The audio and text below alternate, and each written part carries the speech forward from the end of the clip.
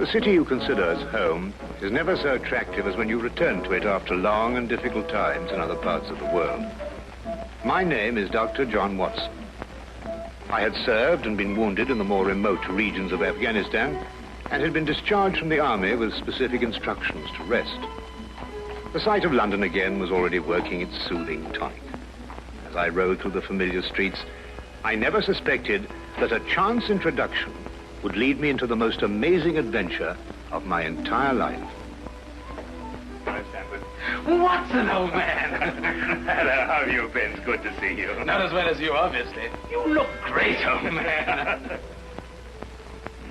Heard you were wounded. Well, it could have been much worse. Sit down. Care for a drink? Have one. Good. Well, what are your plans now? Got nothing really at the moment. I'm looking for lodgings. Trying to solve the old problem of comfortable quarters at a reasonable price. That's odd. There's the second man today that's used that expression. Who's the other? Well, you wouldn't know him.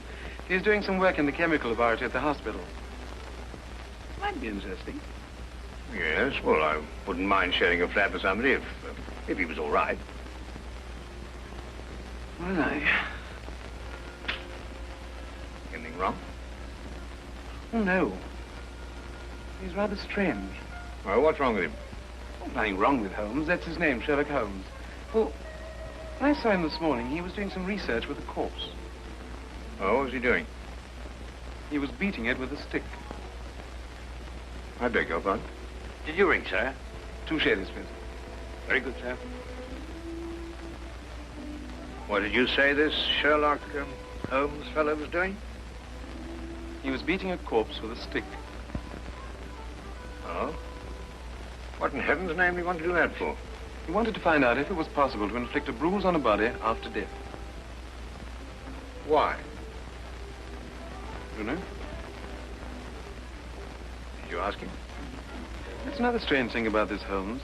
Somehow, one never thinks to question him.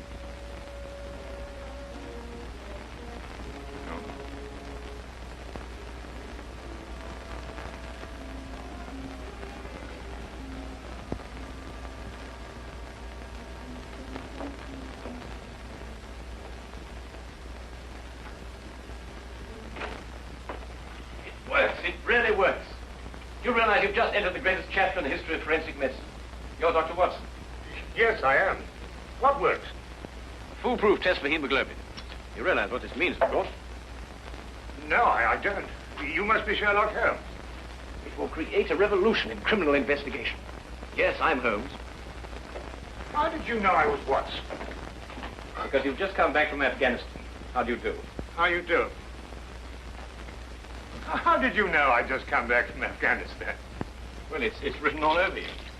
The problem has generally been that a man is suspected of a crime months after the crime is committed. Then when they find bloodstains on objects of clothing, they can't be sure if it's blood, mud, or rust stains. But this solves the whole thing, of course. Oh, of course. Of course. Stamford told me you're looking for someone to share a flat you'd found. You know, if this test had been in existence a year ago, it would have meant that von Bishop of Frankfurt would most certainly have been hung. And that goes for Mason of Bradford, Muller and O'Fay, naturally. Naturally. Who are these people? Did you know, I'm delighted to meet you, Watson. I think you'll like the flat. It's in Baker Street, by the way. Oh, we could pop round this afternoon and have a look at it if you care. Yes. Oh, yes, rather. I'd like that. Good. Did you mind if I play the violin? No, go right ahead. No, I don't mean now. I mean when we're sharing the flat. Oh, no, of course not. I like a bit of good music. Oh, good. I'm not very good. Oh. Tell me, Holmes. Yes. How did you know I just got back from Afghanistan? Well, it's obvious. Now, that's what you said before. It isn't a bit obvious. You're a doctor, that much we know. But with the air of a military man, therefore an army doctor. You've acquired a sunburn. I know it's not your natural color because your wrists are white. Your eyes tell me that you've recently been ill. I'd say some sort of tropical fever. You use your left arm stiffly as though you'd sustained a wound. Now the problem becomes, where would an army doctor have contracted a fever, sustained a wound? And the answer, my dear Watson, is in the present campaign in Afghanistan, naturally. Naturally. Of course, it's obvious. Naturally. We examined examined the rooms at 221B Baker Street that afternoon and promptly moved in on the following day. I had, at this point, known Sherlock Holmes for only 24 hours. But the man's fantastic powers of perception, coupled with the almost unpredictable personality I'd ever encountered, kept me in a state of constant surprise when I wasn't being shocked. It was unbelievable, the things he knew and the things he didn't know. Now, really, my dear Holmes, you mean to tell me you didn't know that the Earth moved round the sun? Really? But every school child knows that. Well, now I know it, too. And I shall promptly proceed to forget it. But why? Yes. Why? Why should I remember it? Well, because it's a natural phenomenon. Well, is it important? Does it affect us? If you told me the Earth went round the moon, would it make any possible difference to our way of life? Well, to put it that way, no. Then it's useless information, and I shall do my best to forget it. I advise you to do the same. At times, I thought the man was joking and simply having a bit of fun at my expense. But I soon learned that he was in dead earnest. I also, unknown to him, made a brief classification of the man's knowledge. Literature? Nothing. Philosophy? Nothing. Astronomy? Nothing. Politics? Disinterested. Botany? He knew everything there was to know about poisons and absolutely nothing about practical gardening. Chemistry? Profound. Sensational literature? Without question, Sherlock Holmes knew the details of every horror perpetrated in the last 100 years.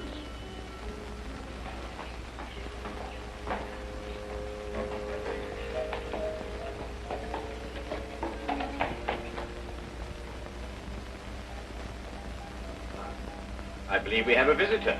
Really? Who's coming here? I believe so. I would also say he's a retired sergeant of Marines. Oh, you know the man? Never clapped eyes on him before in my life. Well, in that case, that's one of the wildest statements I ever heard. How can you possibly guess he's a retired sergeant of Marines? You've never seen him. A guess, my dear Watson. A calculated deduction. Yes, he is coming up here. Do you mind if I ask you, Mr. Pershing? Oh, by all means. Now, where did I put my violin case? Hmm? Oh, it's over here. There you are. Ah, my old friend. Come in.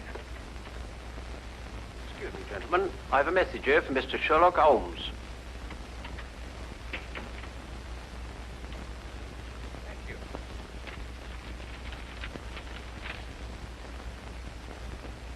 Excuse me. Sir? Do you mind telling me your occupation? Not at all, sir. I'm a civil servant employed by the police department. Thank you. I just wondered. Not at all, sir. How long have you been with the police department? Just a year, sir. Before that, I was a sergeant in the Marines. Good day, gentlemen. How did you know?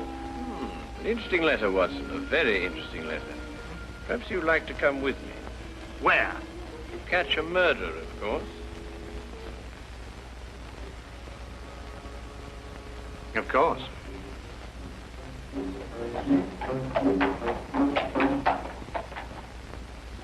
How did you know that that man was an ex-sergeant of Marines? Who? A messenger from the police. Oh, yes, the retired sergeant of Marines. That's what I said. Well, there's nothing mysterious about such observations, my dear Watson, but unfortunately, when explained, they lose their romantic order of mystery. My decision was based on observation and logical deduction. The man had a large anchor tattooed on the back of his hand. This was visible from our window.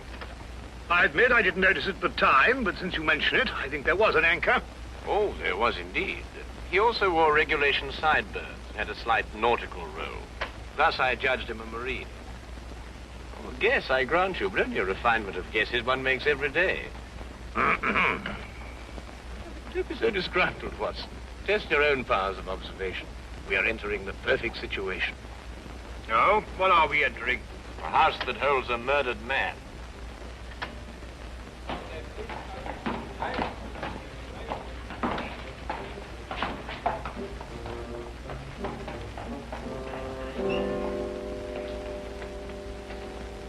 Is Inspector Lestrade inside?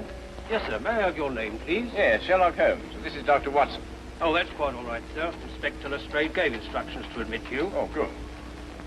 Oh, by the way, has the body been removed? No, sir, but the medical examiner's just gone. Oh, thank you.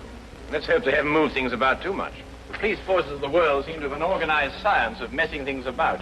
Oh, I wouldn't say that, Holmes. Now then, move along there, everybody. Move along. There's nothing to see today. I don't know. I swear I don't know. I tried to help him. Don't you believe me? I had to do what I could. It was instinctive.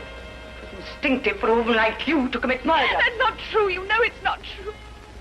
I know you hate me, but you can't believe I'd do a thing like this. Yes, I can, and I do. Please. She's a murderess. You know it as well as I. She murdered your brother. It's a lie. Yes, it's a lie. The entire story's a lie. The relationship you had with my son was a lie. My son's been murdered. This girl's a murderess. Why she did it, what her motive was, I don't know. They were engaged without my blessing. I can only be grateful that she gains nothing by her crime. Your duty now is to convict her. Just a moment, please.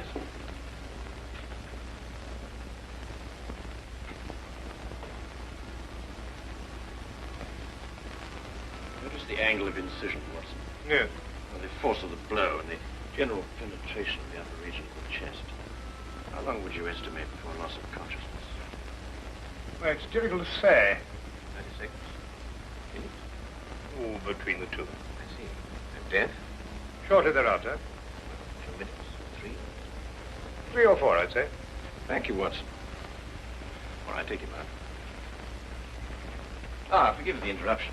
I would prefer to have been invited before the body had been moved. I thought you'd be interested, Holmes. Oh, thank you, Lestrade. Well, may I introduce my friend, Dr. Watson, Inspector Lestrade of Scotland Yard? How do you do? How do you do? So you're completely stuck, eh, Lestrade? What do you mean? Well, you thought I'd be interested. Why don't you admit it? You're in a jam. Magnificent cabinet work, don't you think? What you say isn't exactly true, Holmes. I've done you a favor. This is an interesting case. Of course, there are 1 or 2 unexplained details, but I don't believe it'll be long before we're What's clear. your principal problem? There's no motive. I found this girl with a knife in her hand. My brother lying dead on the floor. I found Peter on the floor. I tried to help him By stabbing him? by removing the knife. Anybody would have done the same thing. I love him. Oh, my dear young lady, there's no cause for you to alarm yourself. No one's accusing you of, of what happened. This would be a clear-cut case if only she had a reason for murdering him. There happened to be a policeman outside the house during the murder, and he said that no one came in except her. Well, what about the others? Who benefits by her death? Well, no one. The estate was left in such a way that if he died before he married, everything went to charity. My dear Inspector Lestrade, he didn't die before he married. This young lady and the man whose body was carried out of here have been married for at least a week. In the event of his death, I imagine everything passes to her.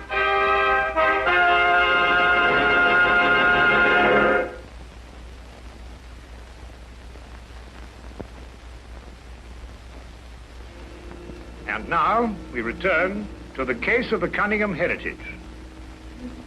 How did you know they were married? Weren't you?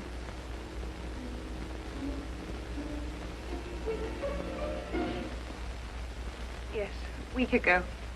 Then you do benefit by my brother's death. You're his heir. I don't know if I am or not. I only know I didn't kill him. I swear I didn't. Where were you married? We went down to Brighton last weekend. Well, why didn't Peter say anything about it? I don't know. He asked me not to say anything, so of course I didn't. I'm afraid, young lady, I'll have to ask you to accompany me to headquarters. I understand.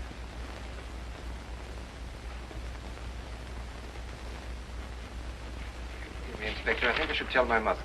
Oh, yes, of course. Tell me, Holmes, how did you know they were married? Well, the man's hands had the remains of a sunburn and the fading marks of a narrow ring, but not as yet that indentation of the finger a ring generally leaves. A weekend in the sun at Brighton explains the whole thing perfectly. I didn't notice these things. Yes, I know. The young lady's hands were also sunburned, and to the same degree. Then the case is solved. Yes, it would appear so, wouldn't it? What are you looking for? How do you see that? What? Here, use this. Why, that's only the cut in the carpet. Yes, but it's a fresh one. Yes, but what does it mean? That's a good question. You'll stop looking for clues now, Holmes. Ah, you solved the case then. Completely. Oh, splendid. Seems this girl had a record. 9 months in the woman's prison in Holloway, from the 21st of February, 1892, to the 21st of November, 1892. She was employed as a governess and convicted for stealing £300 from her employer. It's quite true. I knew you'd find out sometime. I made a mistake 5 years ago, but I paid for it. But Peter knew all about it before we were married. I never tried to hide it from him. You didn't know what else you had in mind. I had nothing else in mind except that I loved him. I'm afraid I must ask you to go with the office on this. Rather, madam.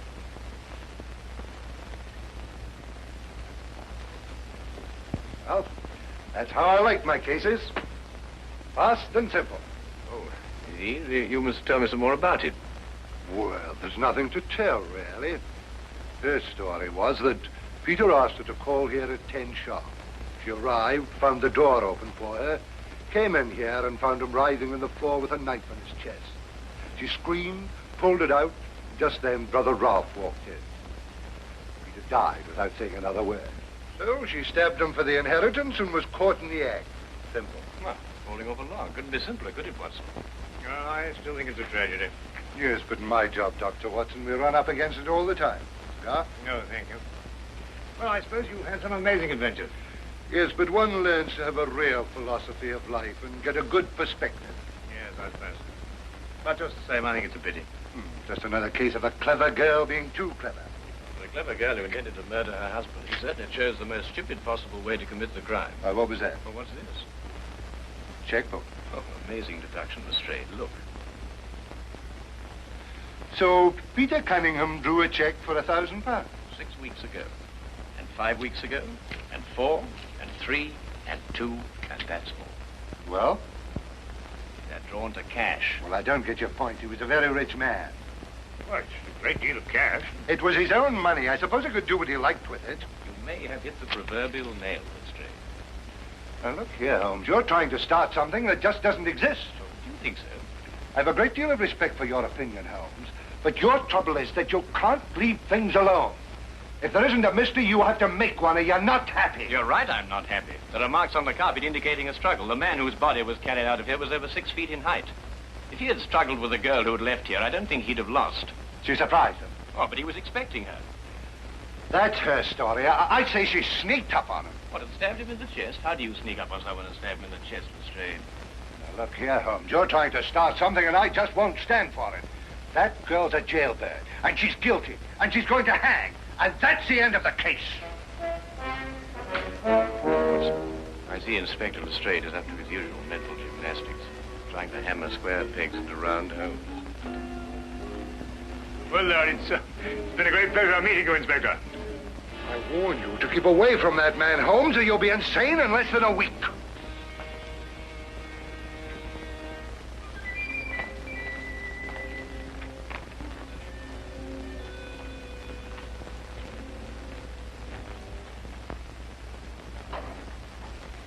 What time is it?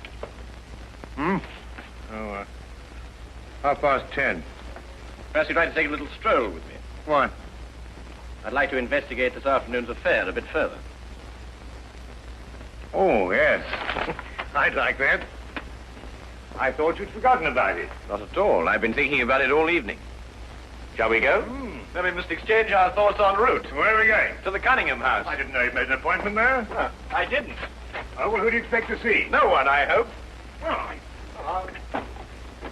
I'm terribly sorry, Holmes, but I'm afraid I don't understand what you mean when you say you want to go to the Cunningham house and you just... You can't do that. What? Well, you can't break into the house. Why not? It's against the law, that's why not. Why, if we're caught... That's it. What is? If we're caught. But that makes no difference. It makes no difference at all. The thing is, if we're caught, it's against the law.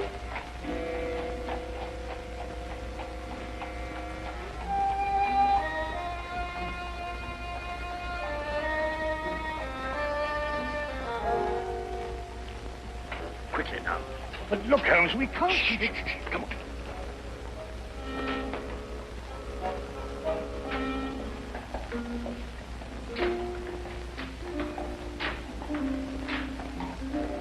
Good evening, Inspector. Good evening, Sergeant. Everything all right? Yes, sir. I just thought Sherlock Holmes might have dropped by. Where'd you get the key? The key is a burglar's too. A burglar's too? Is the street clear? Hmm? Yeah.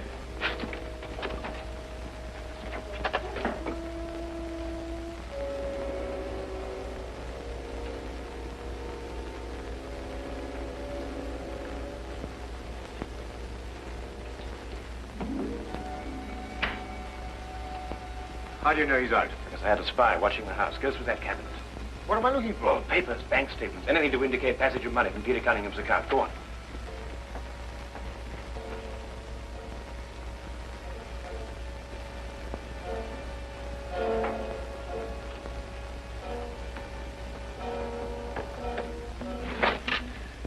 It's absolutely ridiculous. Looking for something and you don't know what in order to catch somebody and you don't know who. Quite ridiculous. Nothing over my side. Keep looking. Who do you think's got it? Whatever it is we're looking for. Why did Peter Cunningham try to hide the fact of his marriage? A week or a month with the main indifference as far as his mother was concerned. She would never have consented to his new bride anyway.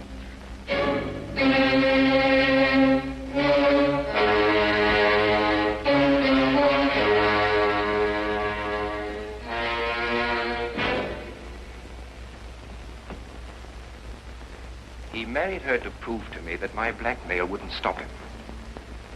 And then he withheld the fact in order to give me 1 week to clear out of the country before he exposed me. The money he paid you went to buying up your promissory notes.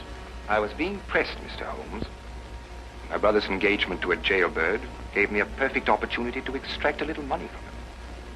In fact, if he hadn't been such a bullhead, it would have gone on for quite some time. A jailbird, as you put it, makes the perfect murder suspect. Perfect, Mr. Holmes. And you and Dr. Watson make perfect burglary suspects. When I report your death to the police, they can't possibly blame me for defending the sanctity of my home.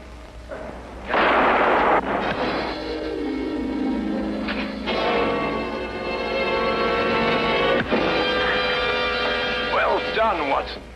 Oh, I could have done a bit better, only it was my bad shoulder. Quite all right, Watson. Think no more about it. So that's our murderer. Yes, the only possible one, of course. Only a man could have struck that blow.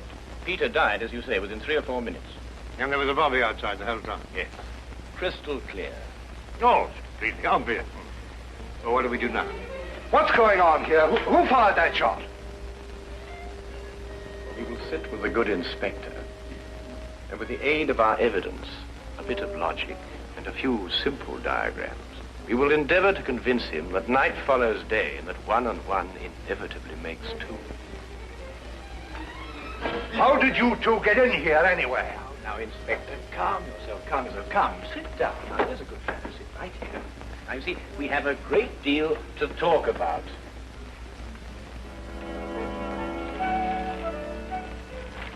Also present with Inspector Lestrade was Dr. John Watson and a personal friend of the inspector's, Mr. Sherlock Holmes. This is ridiculous. It's fantastic. This isn't the way it happened at all. This will revolutionize investigation, Watson. This whole account is a lie. Fingerprints, Watson. That's the coming thing. Oh, nonsense. What are you going to do about this? A bit more research. Here, give me your fingers on this sheet of paper. Oh,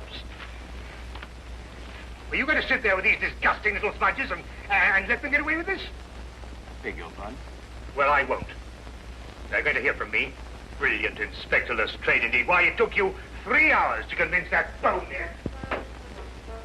I don't know. Never in mind his life by her. I said he was innocent.